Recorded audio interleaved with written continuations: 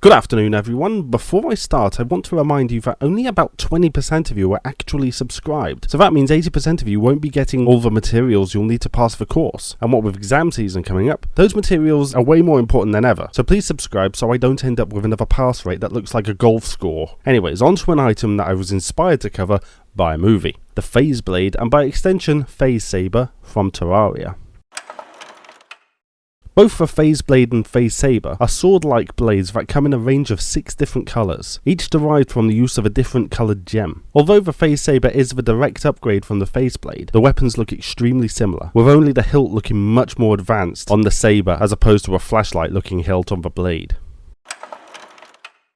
A Phaseblade can be constructed relatively easily given that a meteorite has landed somewhere in the world, equipment has been obtained that can mine that meteor, and a handful of gems of the desired colour can be sourced. Like the colours of the Phaseblade, these gems can come in 6 different varieties: amethyst, emerald, ruby, sapphire, amber and diamond, generating the colours purple, green, red, blue, yellow and white respectively. Upgrading the blade into a Phasesaber, however, can prove somewhat more difficult, as the further use of a relatively large amount of crystal shards is required. In order to acquire these, the Hallow needs to exist within the world, in turn requiring that the Wall of Flesh has been defeated. While it is not directly seen, it is presumed that both the blade and the saber are, in physical terms, only the metal hilt, and that the sword itself is a projected blade of contained energy. With neither of the tiers of this weapon requiring any form of circuitry, it can be theorized that the energy to form the blade is sourced directly from the meteor ore it is constructed from. This energy may then be focused through the matrix of gems, causing the blade to take on their coloration.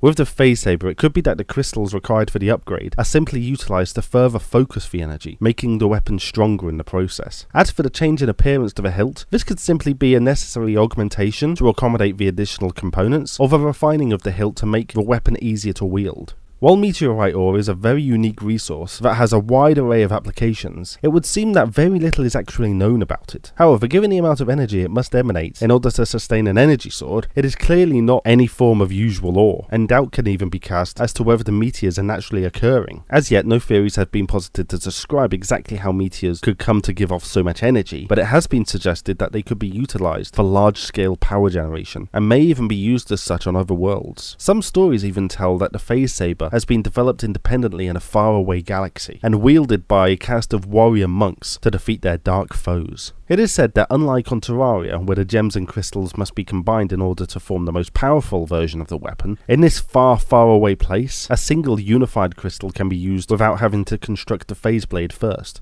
These are just stories, however, and the likelihood of a weapon such as the Phasesaber being crafted conjunctly while being separated by millions of light years is remote. Even though they are strong enough weapons, the only real appeal to either the Phaseblade or the Phasesaber is that they look interesting and they're somewhat of a novelty, but are able to be outclassed by numerous other swords. Given the fact that they are very interesting, however, and can be effective if used correctly, both the Phaseblade and Phasesaber have been given an artifact rating of significant. Even if they are just stories, the idea of warrior monks waving around badass energy swords is, without a doubt, one of the coolest things I've ever heard. I mean, somebody should absolutely make a film about it. Once again, don't forget to subscribe for more course content, and please consider becoming a patron on Patreon for as little as $1 a month to help keep the lights on around here. Please keep yourself safe, have a fantastic week, and I'll see you next time.